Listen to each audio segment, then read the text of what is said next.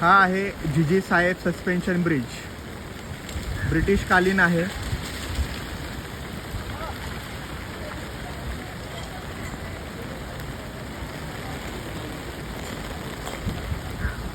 हा आंबवडे आणि नाझरे गावाला जोडतो।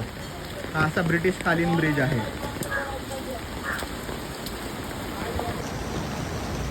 धो पाऊस पडते, धो।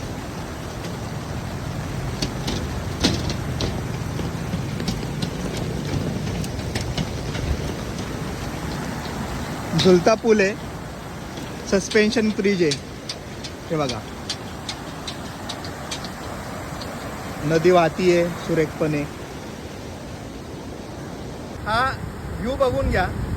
आता आपण एका लोखंडी सस्पेन्शन ब्रिज वरती उभे आहोत। हा व्ह्यू बघून घ्या, डाव्या आणि उजव्या बाजूचा व्ह्यू बघून घ्या। मग मी तुम्हाला आता माहिती सांगतो याची। तर नमस्कार मित्रांनो, आपण जो हा झुलता लोखंडी सस्पेन्शन ब्रिज जो आहे तर त्याच्याबद्दल आता माहिती घेणार आहोत।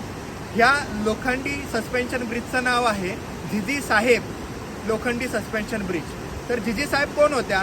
तर भोरचे संस्थानिक रघुनाथराव यांच्या त्या माता होत्या। त्यांच्या स्मरणार्थ आंबवडे आणि नाझरे हे दोन गाव जोडण्यात येण्यासाठी हा ब्रिज 1936 साली बांधलेला आहे आणि त्याचं उद्घाटन 1937 साली मिरजचे संस्थानिक पटवर्धन यांच्या हस्ते झालेला आहे।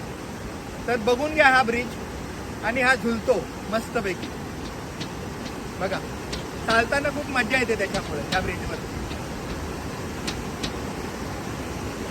याचं एक ऐतिहासिक असं महत्त्व आहे। ब्रिटिश कालीन हा ब्रिज आहे आणि बघा अजूनही आंबवडे आणि नाझरे गाव यांना हा जोडतोय।